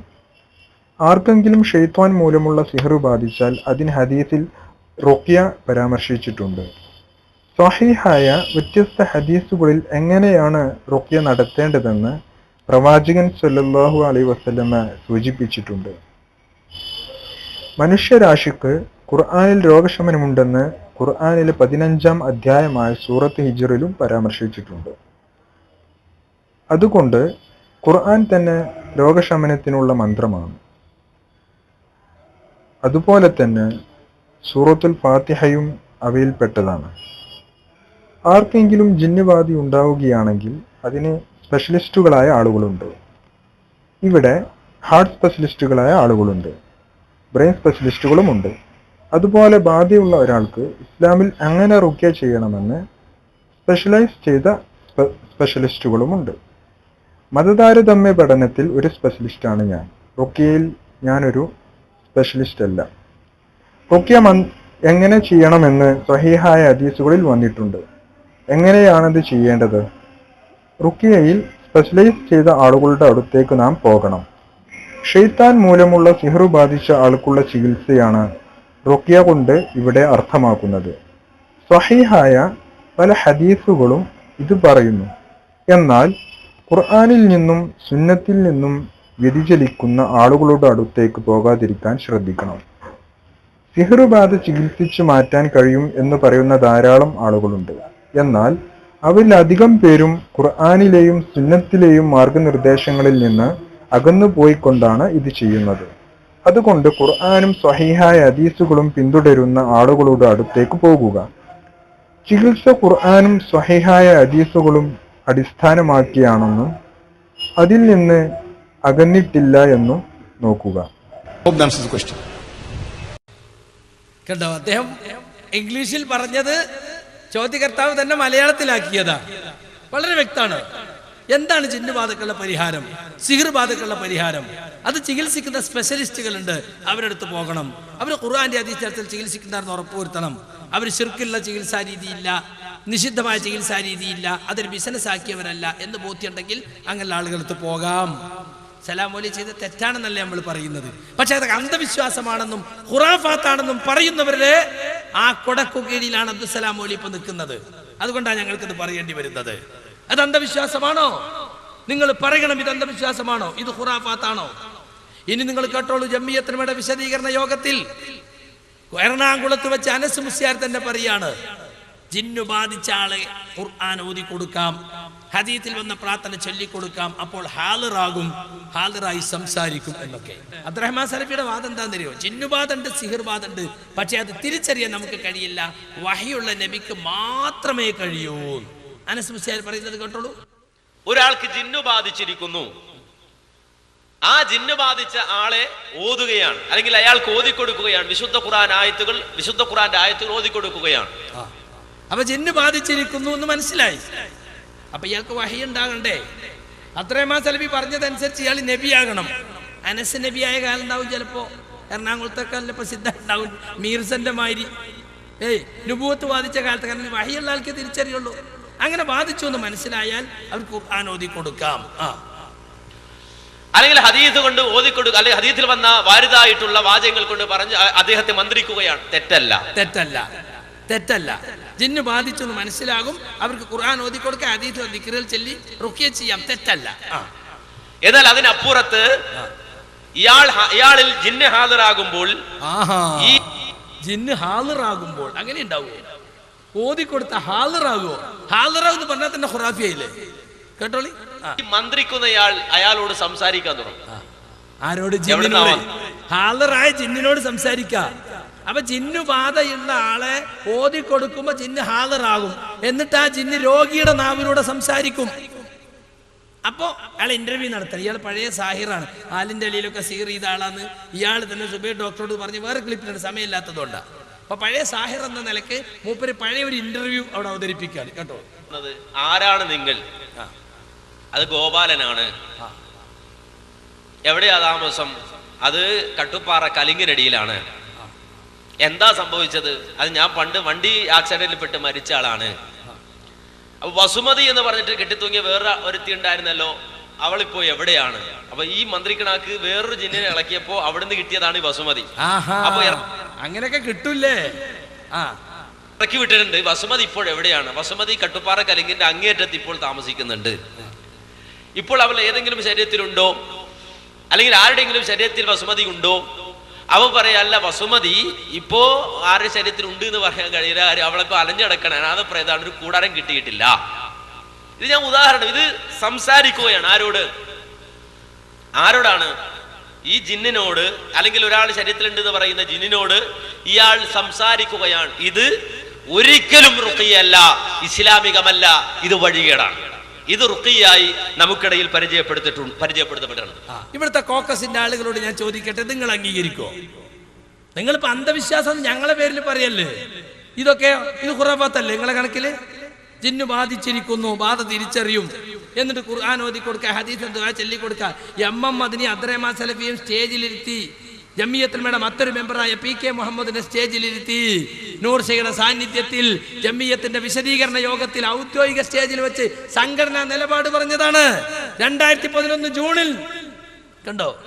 അപ്പൊ സുഹൃത്തുക്കളെ, ഓതാം, ബാധ തിരിച്ചറിയും, ഹാളിറാകും, ഒക്കെ ഉണ്ട് എന്നാ പറയുന്നത്. പക്ഷെ കൂടുതൽ ഇന്റർവ്യൂ നടത്താൻ പാടില്ല, ഓനോട് ഇറങ്ങിപ്പോകാൻ പറയാനേ പറ്റുള്ളൂ. ശരി, അത്രയെങ്കിലും സമ്മതിച്ചല്ലോ. അപ്പൊ ആരാ അവിടെ ഖുറാഫാത്തിലേക്ക് തിരിച്ചു കൊണ്ടുപോയത്? അപ്പൊ ചില മസാലകളിലെ ഇപ്പൊ തർക്കമുള്ളൂ. അടിക്കണോ അടിക്കണ്ടേ, ഊതണോ ഊതണ്ടേ, ഇങ്ങനെ ചില കാര്യങ്ങളിലെ പിന്നെ തർക്കമുള്ളൂ. ബാക്കിയൊക്കെ ഏതായാലും തർക്കം തീർന്നിരിക്കുന്നു എന്ന് ഇവിടെ മനസ്സിലാക്കാൻ സാധിക്കും. ഇനി സുഹൃത്തുക്കളെ, കുറച്ച് കാര്യം കൂടി പറഞ്ഞ് നമുക്ക് അവസാനിപ്പിക്കാം. പുതിയ പ്രോഫ്കോൺ നടക്കുകയാണ്.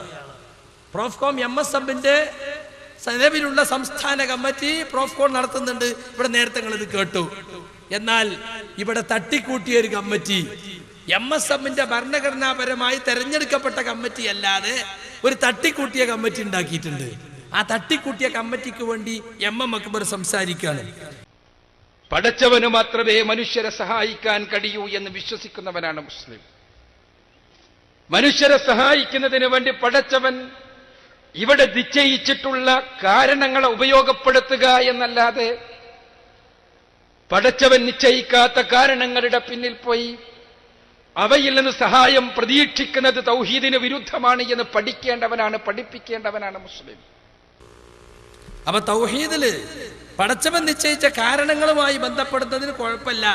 പടച്ചവൻ നിശ്ചയിക്കാത്ത കാരണങ്ങൾക്ക് പിന്നിൽ പോകുന്നതാണ് അത് തൗഹീദിന്റെ വിരുദ്ധമാണ്. മൂപ്പര് തൗഹീദിന്റെ ഒരു പുതിയ തത്വം അവതരിപ്പിക്കുന്നത് പോലെ തൗഹീദിനെ പറ്റി പറയാണ്. തൗഹീദ് വാദപ്രതിവാദ വിഷയം മാത്രമല്ല എന്നൊക്കെ പറഞ്ഞിട്ട് മൂപ്പര് പറയാണ്, അള്ളാഹു നിശ്ചയിക്കാത്ത സബബുകൾക്ക് പിന്നാലെ പോകുന്നു. ആരാ അവിടെ പോയത്? ജിന്നുകൾ അള്ളാഹു മനുഷ്യന് സഹായിയായി നിശ്ചയിച്ചിട്ടില്ല. അതുകൊണ്ട് ജിന്നുകളോട് സഹായം തേടാൻ പാടില്ല, തേടുന്നത് ഹറാമാണ് എന്ന് വളരെ വ്യക്തമായി പറഞ്ഞിട്ടുള്ളതാണ്. തേടുന്ന കാര്യം അള്ളാഹിനോട് മാത്രം ചോദിക്കുന്നതാണോ? അത് ശിർക്കാണ്. അപ്പൊ അള്ളാഹ് നിശ്ചയിക്കാത്ത സബബുകളുടെ പിന്നാലെ പോയി തൗഹീദ് പിഴക്കുന്നുണ്ട് കുറെ ആളുകൾക്ക് എന്ന് പച്ചക്കള്ളം ജനങ്ങളെ മുമ്പിൽ പറയാണ്. എന്നിട്ട് പ്രോഫ്കോണിന് ക്ഷണിക്കാൻ മൂപ്പര് വിദ്യാർത്ഥികളെ തൗഹീദിന്റെ പുതിയ വ്യാഖ്യാനങ്ങളിലേക്ക് കൊണ്ടുപോകുന്നുണ്ട്. അതുകൊണ്ട് നിങ്ങള് എന്ത് വേണം, കോഴിക്കോട്ടെ പ്രോഫ്കോണിന് വരണം എന്ന് പറഞ്ഞുകൊണ്ട് അദ്ദേഹം ആളുകളെ ക്ഷണിക്കുന്നുണ്ട്. സുഹൃത്തുക്കളെ, ഇതൊക്കെ അറിഞ്ഞിട്ടും അറിവില്ലായ്മ നടിക്കുന്ന ആളുകളാണ്, ഉറക്കം നടിക്കുകയാണ്. വസ്തുതകൾ എന്താണെന്ന് മനസ്സിലാക്കിയിട്ടും സ്വാർത്ഥ താല്പര്യങ്ങൾക്ക് വേണ്ടി, സംഘടനാ താല്പര്യങ്ങൾക്ക് വേണ്ടി അപ്പുറവും ഇപ്പുറവും ചാരി നിൽക്കുകയാണ്. ഇത് പരലോകത്തിന്റെ കാര്യമാണെന്ന് അക്ബർ സാഹിബിനെയും അതുപോലെ അബ്ദുസ്സലാം മോങ്ങത്തെയും ഒക്കെ ഞങ്ങൾ ഓർമ്മപ്പെടുത്തുകയാണ് ഈ സന്ദർഭത്തിൽ. അബ്ദുസ്സലാം മോങ്ങം ഇവിടെ വന്നിട്ട് മൂപ്പര സമ്മേളനത്തിന്റെ കരച്ചിന്റെ ബാക്കി ഇവിടെ വന്നിട്ട് മോങ്ങത്ത് പറയാണ് പ്രബോധന ശൈലിയെ കുറിച്ച് ഇവരെ പ്രസംഗിക്കാൻ. കേട്ടോളൂ. നോക്കൂ നിങ്ങൾ, അബ്ദുല്ലാഹിബ്നു മുബാറക് അദ്ദേഹം അതിശക്തമായ രൂപത്തിൽ ഇസ്ലാമിനെതിരെ പൊന്തി വന്ന ജഹമിയ്യ അടക്കമുള്ള കക്ഷികളുടെ മുഖത്ത് നോക്കി പറഞ്ഞു. ആ കക്ഷികളെ ശക്തമായ രൂപത്തിൽ ഗുണദോഷിക്കുകയും വിമർശിക്കുകയും ചെയ്തു. അദ്ദേഹം പറഞ്ഞു, അജിബ്തു ലിദജ്ജാലിൻ ദഅന്നാസ ജഹറതൻ ഇലന്നാരി വഷ്തഖസ്മുഹു മിൻ ജഹന്നമി. അദ്ദേഹം പറയുകയാണ്, ഒരു ദജ്ജാലിന്റെ പ്രവർത്തനം കണ്ട് എനിക്ക് കൗതുകമായി. ആരാണ് ദജ്ജാലെന്നോ? ദഅന്നാസ ജഹറതൻ, ജനങ്ങളെ പരസ്യമായി ഇലന്നാർ, നരകത്തിലേക്ക് ക്ഷണിക്കുന്ന ദജ്ജാൽ. ആരായിരുന്നു ദജ്ജാൽ? ജഹ്മുബ്നു സഫ്വാൻ. ജഹ്മുബ്നു സഫ്വാൻ ജഹമിയ്യ പ്രസ്ഥാനത്തിന്റെ ഉപജ്ഞാതാവ്. അദ്ദേഹം ദജ്ജാൽ എന്ന് വിളിച്ചു. തീർന്നില്ല, കടുപ്പമുള്ള ഭാഷ. വഷ്തഖസ്മുഹു മിൻ ജഹന്നമ, ജഹന്നം എന്നതിൽ നിന്നാണ് ജഹ്മ് എന്ന അദ്ദേഹത്തിന്റെ പേര് പോലും പൊട്ടി വന്നത് എന്ന് പറയുന്ന കടുപ്പമുള്ള വിമർശനം നടത്തി. പക്ഷേ ആ വിമർശനം നടത്തുമ്പോഴും അദ്ദേഹം തന്റെ സമൂഹത്തോട് കാണിച്ചത് വിനയമായിരുന്നു. നേരത്തെ ഞാൻ പറഞ്ഞ ഭാഷ, അതാണ് നമ്മുടെ ഭാഷ, നാം സ്വീകരിക്കേണ്ട ഭാഷ. എന്താ നമ്മുടെ ഭാഷ? മറ്റു പ്രസ്ഥാനങ്ങളെ വിമർശിക്കുമ്പോൾ പ്രസ്ഥാന നേതാവിനെ ദജ്ജാൽ എന്ന് വിളിക്കണം, പക്ഷെ വിനയത്തോടു കൂടി വിളിക്കണം. കടുപ്പമുള്ള ഭാഷ, പക്ഷെ ശൈലിയിൽ വിനയം. എങ്ങനെയുണ്ട്? ഉപരി നമുക്ക് പഠിപ്പിക്കാനേ. ഇവിടെ ആരെങ്കിലും പിന്നെ ദജ്ജാൽ എന്ന് വിളിക്കലുണ്ടോ? മറ്റ് പ്രസ്ഥാനങ്ങളുടെ നേതാക്കന്മാരെ ദജ്ജാൽ എന്ന് വിളിച്ചിട്ടുണ്ടോ? അബ്ദുല്ലാഹിബ്നു മുബാറക്കിന്റെ ഉദാഹരണം പറയാണ്. ഞാൻ ആരെയും വിമർശിക്കാറില്ല, വിമർശനം എന്റെ ശൈലിയുമല്ല എന്ന് പറഞ്ഞ ആള് തെളിവ് പറയുന്നത് ജഹ്മുബ്നു സഫ്വാനെ അബ്ദുല്ലാഹി മുബാറക് എന്ന താബിയായ പണ്ഡിതൻ ദജ്ജാൽ എന്ന് വിളിച്ച് കവിത രചിച്ചു. മാത്രം അതിന്റെ പേരല്ല നരകത്തിലെത്തുന്ന പേരാണ്, ജഹ്മു നല്ല, അത് ജഹന്നമെന്ന് വന്ന പേരാണ്. കടുപ്പമുള്ള ഭാഷ, കടുപ്പമുള്ള ഭാഷ, പക്ഷെ വിനയം വേണം. അതാണ് നമ്മുടെ ഭാഷ. ഇനി നമ്മുടെ ഭാഷയിൽ മൂപ്പര് സമ്മേളനത്തിൽ ഒരു പ്രബോധനം നടത്തിയെന്ന് കേട്ടോളി. ഇന്ന അക്രമക്കും ഇൻദല്ലാഹി അത്ഖാക്കും. നാവ് നീളമുണ്ടായാൽ ആയിരക്കണക്കിന് പ്രസംഗങ്ങൾ ചെയ്താൽ പോരാ. ഇന്ന അക്രമക്കും ഇൻദല്ലാഹി അത്ഖാക്കും. നിർത്തിവെക്കണം ഇതൊക്കെ. പക്വമായ ഭാഷ, കടുപ്പമുള്ള ശൈലി, പക്ഷേ വിനയം നിറഞ്ഞു തുളുമ്പുന്നു. ആരെയാ പറഞ്ഞത്? ഹുസൈൻ സലഫിനെ കുത്തി പറയാ. ആയിരക്കണക്കിന് പ്രസംഗം നടത്തിയാൽ പോരാ, തഖ്വ വേണം. തഖ്വയൊക്കെ ഇയാളെ മൂട്ടിലാണല്ലോ. ഇയാളെങ്ങനെ ഒരാളെ തഖ്വ അളക്കല്? നിർത്തിവെക്കണം ഇതൊക്കെ. ആയിരക്കണക്കിന് പ്രസംഗം നടത്തിയിട്ട് കാര്യമല്ല. അപ്പൊ യഥാർത്ഥത്തിൽ സംഗതി എന്താന്ന് നിങ്ങള് നീ ഇയാൾ പറയാണ്, എന്റെ സംസാരം നിങ്ങളെ ഒന്നിപ്പിക്കുമെന്നാണ് ഞാൻ കരുതുന്നത്. കേട്ടോളൂ, എന്റെ ഈ സംസാരം നിങ്ങളുടെ മനസ്സുകളെ ഒന്നിപ്പിക്കുമെന്ന് തന്നെയാണ് എന്റെ പ്രതീക്ഷ. ചില സംസാരങ്ങൾ നടന്നപ്പോൾ ഉണ്ടായതുപോലെയുള്ള അപക്വമായ സമീപനം സഹോദരങ്ങളെ നിങ്ങളുടെ ഭാഗത്തു നിന്നുണ്ടാകരുത് എന്ന ഏറ്റവും കടുപ്പമുള്ള വിനീതമായ ദയനീയമായ ഒരഭ്യർത്ഥനയോടെ ഞാൻ എന്റെ വിഷയത്തിലേക്ക് പ്രവേശിക്കട്ടെ.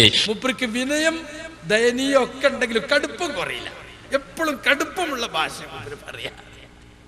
എങ്ങനെയുണ്ട്? എന്റെ ഈ സംസാരം നിങ്ങളെ ഒന്നിപ്പിക്കുമെന്നാണ് ഞാൻ കരുതുന്നത്. അതിനല്ലേ ഹുസൈൻ സലഫിയും പറഞ്ഞത്, നമ്മൾ ഒരുമിക്കണം, നമ്മുടെ ശബ്ദം ഭിന്നിക്കരുത്. അത് എന്തായി? അത് പറ്റൂല. നിങ്ങൾക്കറിയാം, അബ്ദുസലാമോ എന്നോട് പറഞ്ഞതാണ്, എറണാകുളത്ത് ഞങ്ങളും അനസ് മുസ്ലിയാരൊക്കെ ആയിട്ട് സംവാദം നടത്താൻ, KJU പുസ്തകത്തിൽ തെറ്റുണ്ടെന്നും ഇല്ലെന്നും പറഞ്ഞ് സംവാദം നടത്താൻ തീരുമാനിച്ചു. അങ്ങനെ സംവാദത്തിന് വേണ്ടി ഒരുങ്ങുന്ന അന്ന് തലേന്ന് രാത്രി ഷെയ്ഖ് അബ്ദുറഹ്മാൻ അൽ ഈദാന്റെ കത്ത് വന്നു. നിങ്ങൾ അവിടെ സംവാദം നടത്തുകയല്ല വേണ്ടത്, നിങ്ങൾ നേരെ സൗദിയിലേക്ക് വരണം. നിങ്ങളെ നേതാക്കന്മാർ ഇവിടെ വന്നപ്പോ, അബ്ദുൽ കോയ മദനിക്കും MM മദനിക്കും വന്ന കത്താണ്. നിങ്ങൾ ഇവിടെ വന്നപ്പോൾ നമ്മൾ തമ്മിൽ ഇത്തിഫാക്കിലെത്തിയതല്ലേ, രണ്ടു കൂട്ടരെയും ഇങ്ങോട്ട് കൊണ്ടുവരാമെന്ന് ഞാൻ നിങ്ങളോട് പറഞ്ഞതല്ലേ, എല്ലാ ചെലവും വഹിക്കാമെന്ന് ഔഖാഫ് മന്ത്രി ഏറ്റിട്ടുണ്ടെന്ന് എന്നൊക്കെ പറഞ്ഞുകൊണ്ട് ഷെയ്ഖ് ഈദാന്റെ കത്ത് വന്നു. അതുകൊണ്ട് നിങ്ങൾ അവിടെ വാദപ്രതിവാദം നടത്തിയാൽ നിങ്ങൾ വീണ്ടും ഭിന്നിക്കുകയുള്ളൂ, നിങ്ങൾക്കുള്ള ചിത്രത വർദ്ധിക്കുള്ളൂ. അതുകൊണ്ട് ആ വാദപ്രതിവാദം വെക്കണം. നമ്മളൊക്കെ അത് സ്വീകരിച്ചു. അബ്ദുസലാം മൗലവി എന്നെ കണ്ടപ്പോ പറഞ്ഞു, ഈദാനെ കൊണ്ട് ആ കത്ത് എഴുതിച്ചത് ഞാനാണ്, അല്ലത്ത് ഡ്രാഫ്റ്റ് ചെയ്ത് കൊടുത്തത് ഞാനാണ്. അപ്പൊ എന്താ, അതേ ആശയമല്ലേ ഹുസൈൻ സലഫി അവിടെ പ്രസംഗിച്ചത്? ഈദാന്റെ കത്തിലുള്ള ആശയം എന്തോ അതാണ് ഹുസൈൻ സലഫി അവിടെ പ്രസംഗിപ്പിച്ചത്. മോങ്ങം സലാം മൗലവി പറയുന്നു, ഈദാനെ കൊണ്ട് ആ കത്ത് എഴുതിച്ചത് ഞാനാണ്, ആ കത്തിലെ ആശയം അത് ഞാനാണ് അല്ലത്ത് ഡ്രാഫ്റ്റ് ചെയ്തത്. അപ്പൊ അതേ ആശയം ഹുസൈൻ സലഫി പറഞ്ഞപ്പോൾ നിങ്ങൾ എന്തിനാ എതിർത്തത്? ഹുസൈൻ സലഫി പറഞ്ഞതാണ് ശരി, അത് തന്നെയാണ് ഷെയ്ഖ് ഈദാന്റെ കത്തിലുമുള്ളത്, അതാണ് എന്റെയും അഭിപ്രായം, നമ്മൾ ഒരുമിച്ച് പോകണം എന്നല്ലേ പറയേണ്ടത്. അപ്പൊ മൂപ്പർക്ക് പറയാൻ പാടില്ല, നിങ്ങൾക്കേ പറയാം, ഒക്കെ ഞാനല്ലേ പറയേണ്ടത്. അങ്ങനെ ഹുസൈൻ സലഫി പറയാ, അതാണ് ഈഗോ. മനസ്സിലായില്ലേ? എന്റെ സംസാരം നിങ്ങളെ ഒരുമിപ്പിക്കും. ആരെ? ഹുസൈൻ സലഫിയുടെ സംസാരം കൊണ്ട് ഒരുപാട് ആളുകൾ എന്ത് ചെയ്തു? അപക്വമായി പെരുമാറി കുറെ ആൾ ഇറങ്ങിപ്പോയി. ബാക്കിയുള്ള അക്കലാനികൾ ഒരുമിപ്പിക്കുന്ന, അപ്പൊ നിങ്ങൾ തമ്മിൽ വല്ല പ്രശ്നം ഉണ്ടപ്പോ? ആരും ഒരുമിപ്പിക്കുന്ന നിങ്ങൾ ഈ പറയണത്? നിങ്ങളൊന്ന് വ്യക്താക്കണം. പിന്നെ മൂപ്പര് പറയാണ്, ഈഗോ നമുക്ക് തടസ്സമാകരുത്. മൂപ്പര് ഈഗോ ഇപ്പൊ ഞാൻ പറഞ്ഞത്, ഈദാന്റെ കത്ത് ഞാനാ എഴുതിച്ചെന്ന് പറയാ, അതേ ആശയം ഹുസൈൻ സലഫി പറഞ്ഞപ്പോ മൂപ്പര് വിമർശിക്കുകയും ചെയ്യാം. കേട്ടോ, മൂപ്പര് ഈഗോനെ പറ്റി പറയട്ടെ. ഇതിന്റെ മുമ്പിൽ നമുക്ക് ഒരു തരത്തിലുള്ള ഭൗതികമായ പ്രശ്നങ്ങളും ഒരു തരത്തിലുള്ള നമ്മുടെ മനസ്സിനെ അലട്ടുന്ന ഈഗോകളും നമുക്ക് പ്രശ്നമാകരുത് സഹോദരങ്ങൾ. ആർക്കെങ്കിലും അങ്ങനെ പ്രശ്നമായി എന്നത് നമുക്കും പ്രശ്നമാകരുത്. ആരെങ്കിലുമൊക്കെ അങ്ങനെ പറയുന്നു എന്നത് നമുക്കൊരു പ്രശ്നമാകരുത്. പറയാനുള്ളവർ പറഞ്ഞുകൊള്ളട്ടെ. എന്താ മൂപ്പരെ ഈഗോ തടസ്സാകരുത്. ആർക്കെങ്കിലും ഒക്കെ ഈഗോ ഉണ്ട്. അപ്പൊ ആർക്കാ ഈഗോ ഉള്ളത്? ഈദാന്റെ കത്ത് എഴുതിച്ച ആള് അതേ കാര്യം ഹുസൈൻ സലഫി പറഞ്ഞപ്പോ നിങ്ങളെ ഈഗോ പുറത്തു വന്നു, അത് ഞാനല്ലേ പറയേണ്ടത്, എന്നിട്ട് നേരെ അപ്പുറത്തേക്ക് ചാടി. അതല്ല നിങ്ങൾ ചെയ്തത്. നിങ്ങൾ ഈ സംഘടനയിൽ എവിടെയായിരുന്നു ഇത്ര കാലം? ISF ഉണ്ടായിരുന്നോ? MSF ഉണ്ടായിരുന്നോ? ഏത് കാലത്താണ് നിങ്ങൾ സംഘടനയിൽ ഒതുങ്ങി നിന്നിട്ടുള്ളത്? എന്നും കൊടയിൽ ഒതുങ്ങാത്ത വടിയായിട്ടല്ലേ നിങ്ങൾ നിന്നിട്ടുള്ളത്? നിങ്ങൾ ഡോക്ടർ കുഞ്ഞാമുട്ടിന്റെ ഒപ്പം നടക്കല്ലായിരുന്നോ? AWH നിങ്ങൾക്ക് മുജാഹിദ് സെന്ററേറ്റ് വല്ല ബന്ധം ഉണ്ടായിരുന്നോ? നിങ്ങൾക്ക് എപ്പോഴും അബ്ദുറഹ്മാൻ സലഫി അല്ലേ പാരാ അല്ലേ? ഇപ്പൊ എന്തെങ്കിലും യോജിച്ചു? എന്താണ് നിങ്ങളെ തമ്മിൽ യോജിപ്പിച്ചത്? ദുനിയാവല്ലാതെ, ഭൗതിക താല്പര്യമല്ലാതെ വേറെന്താ നിങ്ങളെ യോജിപ്പിച്ചത്? നിങ്ങൾക്ക് പറയാൻ പറ്റുമോ ഈ നാട്ടിലെ മനുഷ്യന്മാരോട്? എന്ത് ഇഖ്ലാസാ നിങ്ങളെ ബന്ധത്തിലുള്ളത്? ഞങ്ങളെ കൊണ്ട് ബാക്കി പറയിപ്പിക്കരുത്, വേണ്ടി വന്നാൽ ഞങ്ങൾ ബാക്കിയും പറയും. സംഗതി എന്താണെന്നറിയ, ഇപ്പൊ ഒരു ജമാഅത്ത് സ്റ്റൈലിലേക്ക് പോവുകയാണ്. മുജാഹിദ് സംഘടന ഒരു ജമാഅത്തെ സ്റ്റൈലിലേക്ക്, വിമർശനങ്ങളൊന്നും ഇല്ലാത്ത. ഇയാൾ പച്ച ഇഖ്വാനിയാണ്. ഹുസൈൻ മടവൂര് പുറത്തു പോയ കാലത്ത് ഹുസൈൻ മടവൂരിനെ കുറിച്ചൊരു വാക്ക് മിണ്ടാൻ ഇയാൾക്ക് ധൈര്യം ഉണ്ടായിട്ടില്ല. ഇങ്ങനെ ഒഴിഞ്ഞ് നടന്നൊന്നും മിണ്ടാതെ നടന്ന് പിന്നെ കൂടുതൽ ആൾ പുറത്താണ്ടപ്പോ പുറത്തുനിന്നു അതാ ചെയ്തത്. അപ്പൊ ഉള്ളു ഇഖ്വാനിയാണ്. ആ സ്വഭാവം പറയാതെക്കൂല. ആ ഇഖ്വാനിസത്തിലേക്ക് ഇപ്പോ അത്രമാ സലഫി എത്തി. അയാൾ പ്രസംഗിക്കുന്ന കേട്ടോളൂ ഇവിടെ വന്നിട്ട്. തൗഹീദ് ഉൾക്കൊണ്ട ആളുകൾക്ക് ഉണ്ടാവേണ്ട യാതൊരു ഗുണവും ഒരു സ്വഭാവ വൈശിഷ്ട്യവുമില്ലാതെയാണ് നാടുനീളെ അവർ പ്രസംഗിച്ച് നടക്കുന്നത്, അവർ പ്രവർത്തിച്ചു കൊണ്ടിരിക്കുന്നത്. അവരുടെ പ്രവർത്തനം, അവരുടെ അവസ്ഥകൾ സമൂഹം നിരീക്ഷിച്ചു കൊണ്ടിരിക്കുകയും ചെയ്യുന്നത്. അത്തരക്കാരായ ആളുകൾക്ക് തുല്യനാണയത്തിൽ മറുപടി പറയാൻ നമ്മളാളല്ല. അത് ഈ പ്രസ്ഥാനത്തിന്റെ ശൈലിയുമല്ല. ഈ പ്രസ്ഥാനത്തിലെ ഒറ്റപ്പെട്ട ചില വ്യക്തികളിൽ നിന്ന് അത്തരത്തിലുള്ളതുണ്ടായെങ്കിൽ ആ ഒറ്റപ്പെട്ട വ്യക്തികളാണ് ഇതിന്റെ പുറത്തു പോയിക്കൊണ്ട് ഇന്ന് അത്തരം പ്രവർത്തനങ്ങൾ ചെയ്തുകൊണ്ടിരിക്കുന്നത് എന്ന കാര്യം കൂടി സമൂഹം മനസ്സിലാക്കിയിട്ടുണ്ട്. അനാവശ്യമായി മറ്റുള്ളവരെ ശകാരിക്കുകയും എതിരാളികളെ ചീത്ത പറയുകയും ചെയ്തുകൊണ്ട് നാടുനീളെ പ്രസംഗിച്ച് നടക്കുന്ന അത്തരക്കാരുടെ പ്രസംഗം ഈ ആദർശത്തിനും ആദർശ കൂട്ടായ്മക്കും ഈ പ്രസ്ഥാനത്തിനും ഈ പ്രസ്ഥാനം മറ്റ് പൊതുസമൂഹത്തിലുള്ള ബന്ധങ്ങളെ, ഇതര സംഘടനകളുമായുള്ള ബന്ധങ്ങളെ തകർക്കുന്ന, മോശമാക്കുന്ന വിധത്തിൽ അങ്ങനെ ചില വ്യക്തികളുടെ സംസാരങ്ങൾ ഈ ഇടക്കാലത്ത് ഉണ്ടായിട്ടുണ്ടെങ്കിൽ അതിന്റെ പേരിൽ ഈ പ്രസ്ഥാനം ക്ഷമ ചോദിക്കുകയും അതുപോലെ തന്നെ അത് ഈ പ്രസ്ഥാനത്തിന്റെ ശൈലിയല്ലെന്ന് വ്യക്തമാക്കുകയും ബന്ധപ്പെട്ട ആളുകളോട് പ്രത്യേകം ധരിപ്പിക്കുകയും ചെയ്യേണ്ടി വന്നിട്ടുണ്ട് എന്നുള്ളതാണ്. അപ്പൊ പ്രബോധകർക്ക് സ്വഭാവശുദ്ധി വേണം. തൗഹീദുള്ള പലർക്കും ഇപ്പൊ സ്വഭാവശുദ്ധിയില്ല. അവർ എതിരാളികളെ ചീത്ത പറയുന്നു. അതുകൊണ്ട് പൊതുസമൂഹവുമായി നമുക്കുള്ള ബന്ധത്തെ അത് ബാധിക്കുന്നു. അതുകൊണ്ട് പൊതുസമൂഹത്തിൽ പലപ്പോഴും ഇത് ഞങ്ങളെ ശൈലിയല്ലെന്ന് തിരുത്തി പറയേണ്ടി വന്നിട്ടുണ്ട്. പൊതുസമൂഹത്തിൽ മറ്റ് സംഘടനക്കാരോടും മാപ്പ് ചോദിക്കേണ്ട അവസ്ഥ വരെ ഉണ്ടായിട്ടുണ്ട് എന്നൊക്കെ പറഞ്ഞിട്ട് മൂപ്പര് നമ്മളെ ചില പ്രബോധകന്മാരെ കുത്തിപ്പറയാണ്. എന്നെ പോലെയുള്ള മുജാഹിദ് ബാലുശ്ശേരിയെ പോലുള്ളവരാണ് ആകെപ്പാടെ ഈ പ്രസ്ഥാനത്തിന് പ്രശ്നം. അവരൊക്കെ പുറത്തുപോയി. ഇപ്പൊ എല്ലാ ഇഖ്വാനി സ്റ്റൈലുള്ളവരൊക്കെ ഒരുമിച്ചായി. എന്നിട്ട് ഇതൊക്കെ പറഞ്ഞിട്ട് ഇയാൾ കുത്തി പറഞ്ഞിട്ടുള്ളൂ. അതേ പ്രസംഗത്തിന് ഫൈസൽ മുസ്ലിയാരെ കുത്തി പറഞ്ഞിട്ടുള്ളൂ. ഇപ്പൊ ചില മുസ്ലിയാക്കന്മാര് പണ്ട് പറഞ്ഞതുപോലെ ഇതിനുള്ളിൽ കയറിയിട്ടും പറയാൻ തുടങ്ങിയിട്ടുണ്ട്. അവരാണത്രേ തൗഹീദിന്റെ സൈദ്ധാന്തികന്മാര്. ഈ ചെകുത്താൻ വാദം ജിന്നിനോട് സഹായം ചോദിക്കുന്നത് ശിർക്കല്ലെന്ന് ചെകുത്താൻ വാദം വാദിക്കുന്നവര് സൈദ്ധാന്തികന്മാരല്ല, അവർ ചെകുത്താനികന്മാരാണ്.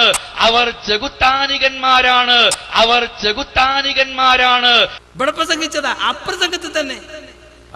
പ്രബോധകന്മാർക്ക് സ്വഭാവശുദ്ധി വേണം, എതിരാളികൾക്ക് അതുപോലെ തന്നെ ആ തുല്യ നാണയത്തിൽ മറുപടി പറയാൻ പാടില്ല എന്നൊക്കെ പറഞ്ഞിട്ട് ചെകുത്താനികളാണ്, ചെകുത്താൻ വാദമാണ്. യഥാർത്ഥ നിറം എന്തായാലും പുറത്ത് വരാതെ കൂലല്ലോ.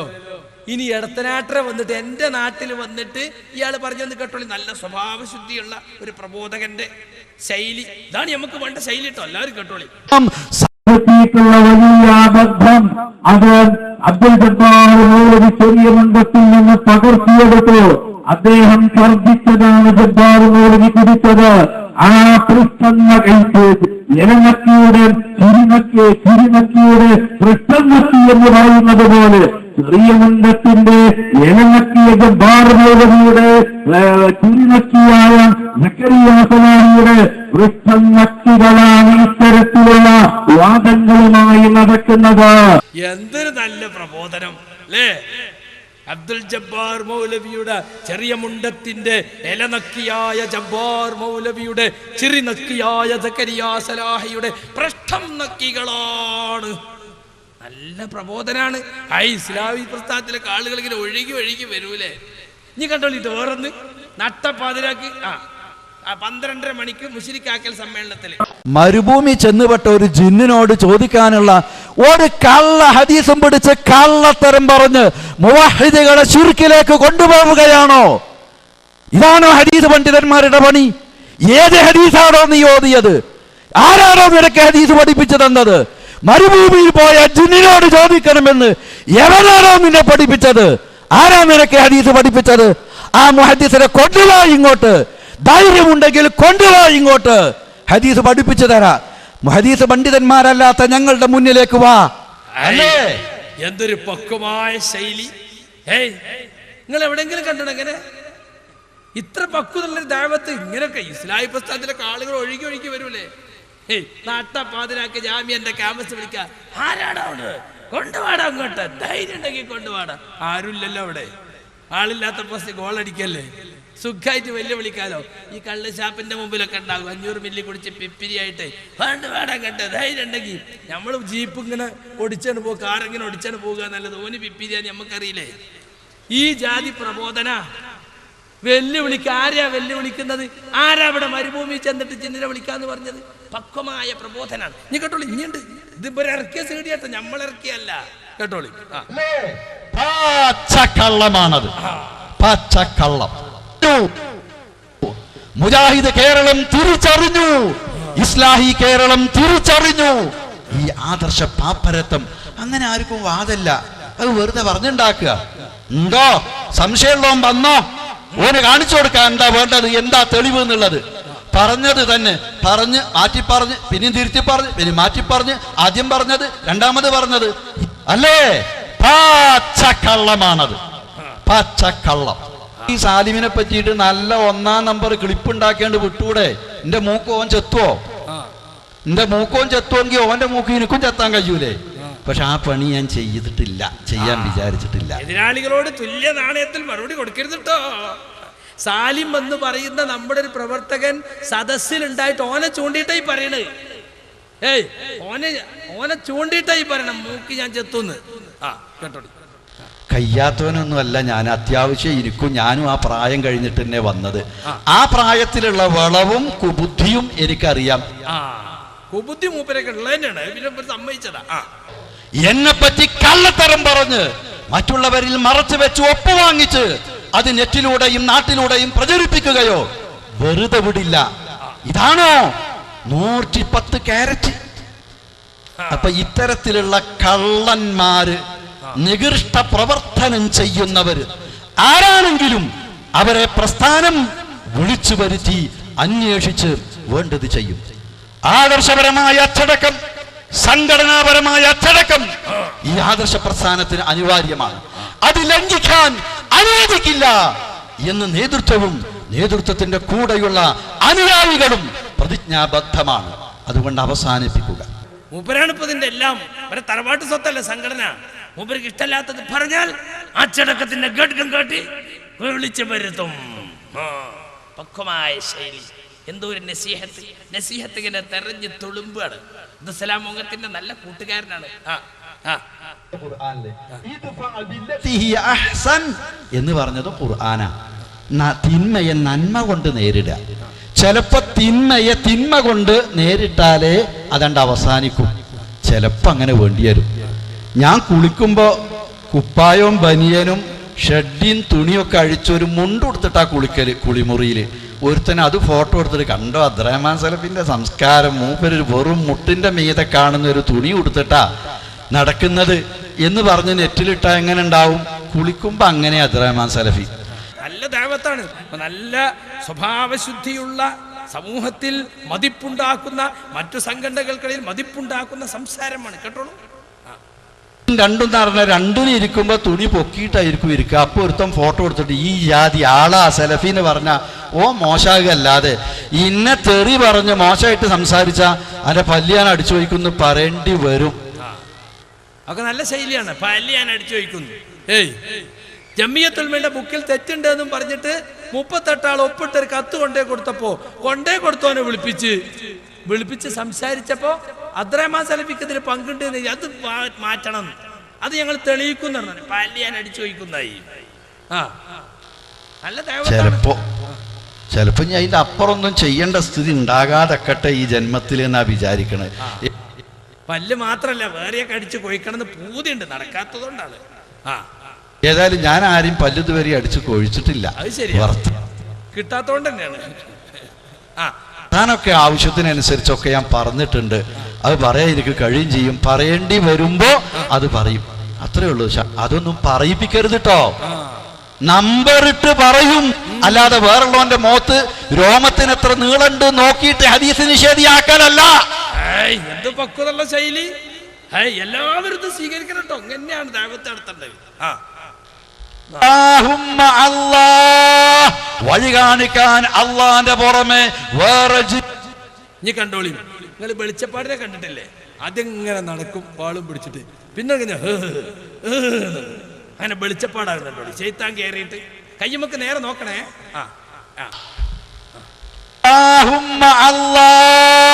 വഴി കാണിക്കാൻ അള്ളാന്റെ പുറമെ വേറെ ജിന്നുണ്ടോ, വേറെ മലക്കുണ്ടോ, വേറെ മഹാത്മാക്കളുണ്ടോ? എന്നാണ് അള്ളാഹു പറയുന്നത്. ആ ശുറിലേക്ക് പോകണ്ട. കയ്യുമൊക്കെ നേരെ നോക്കണം. കമ്പ്യൂട്ടറിൽ നമ്മളാക്കിയതല്ല, RKCD ഉള്ളതാ. വഴി കാണിക്കാൻ അള്ളാന്റെ പുറമെ വേറെ ജിന്നുണ്ടോ, വേറെ മലക്കുണ്ടോ, വേറെ മഹാത്മാക്കളുണ്ടോ? എന്നാണ് അള്ളാഹു പറയുന്നത്. ആ ശിർക്കിലേക്ക് പോകണ്ട. ഇത് അള്ളാന്റെ ഖുർആനാണ്, ഇത് റസൂലുള്ളാന്റെ ഹദീസാണ്.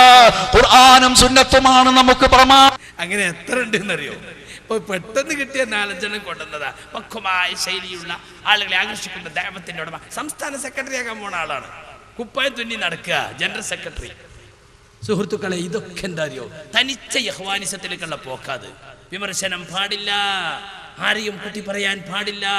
ആരാ ഇവിടെ കുത്തി പറയണത്? ഇങ്ങോട്ട് വിമർശിക്കുമ്പോൾ അങ്ങോട്ട് വിമർശിക്കും.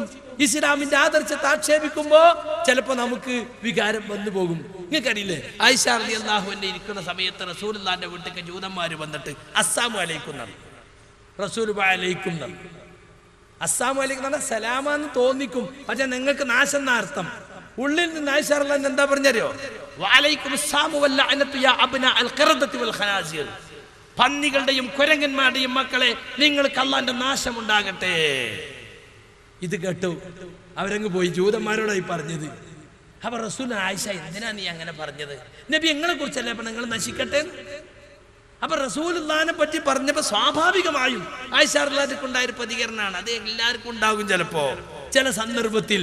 അതൊരിക്കലും അയാളുടെ സ്വഭാവമായിട്ട് ആരും പറയാറില്ല. സലഫി പ്രവർത്തകന്മാര് വല്ലാതെ ഇസ്ലാമിനെയും ഇസ്ലാമിന്റെ തത്വങ്ങളെയും പരിഹസിക്കുമ്പോ ചിലപ്പോഴൊക്കെ അങ്ങനെ വന്നു പോകും. അതൊരു പ്രസ്ഥാനത്തിന്റെ ശൈലിയല്ല. അങ്ങനെ ഒരു പ്രസ്ഥാനത്തെ ഒരച്ചിലിട്ട വാർത്ത പ്രബോധകന്മാരെ പോലെ എല്ലാവരും ഒരേ ശൈലിയിൽ സംസാരിക്കുക എന്നത് സാധ്യമാകുന്ന കാര്യമല്ല. അതുകൊണ്ട് സുഹൃത്തുക്കളെ, ഞാൻ അവസാനിപ്പിക്കുകയാണ്. ഞങ്ങളെ സംബന്ധിച്ചിടത്തോളം ഞങ്ങൾക്ക് ജനങ്ങളോട് പറയാനുള്ളത്, യഥാർത്ഥ സലഫി ആദർശമെന്തോ അതിലേക്ക് നമ്മൾ മടങ്ങിപ്പോകണം. അള്ളാഹുവിനെ മാത്രം വിളിച്ചു തേടുക. പുഴക്കരയിലായാലും കുളക്കടവിലായാലും മരുഭൂമിയിലായാലും നാട്ടുമ്പുറത്തായാലും ജനപ്രദേശത്തായാലും വിജനപ്രദേശത്തായാലും എവിടെയായാലും സുഹൃത്തുക്കളെ, നിങ്ങൾ മനസ്സിലാക്കണം, അള്ളാഹുവിനോട് മാത്രം പ്രാർത്ഥിക്കുക, അവനോട് മാത്രം സഹായം തേടുക. ഒരു ജിന്നിനോടും ഒരു മലക്കിനോടും സഹായം തേടാമെന്ന് ആരും ഇവിടെ പഠിപ്പിക്കുന്നില്ല. പക്ഷേ ഈ മഹത്തായ ആദർശം ഇവിടെ പ്രചരിപ്പിക്കുവാൻ വേണ്ടി ഈ പ്രസ്ഥാനത്തിന്റെ ബന്ധുക്കൾ നടത്തുന്ന ഓരോ പ്രവർത്തനങ്ങളും ഇവിടെ തടയിടാൻ ശ്രമിക്കുകയാണ്. പോസ്റ്റർ കീറൽ വ്യാപകമാണ്. നോട്ടീസുകൾ ആരാ കീറുന്നത്? ഈ കോക്കസിന്റെ ആളുകള്. കണ്ടോ?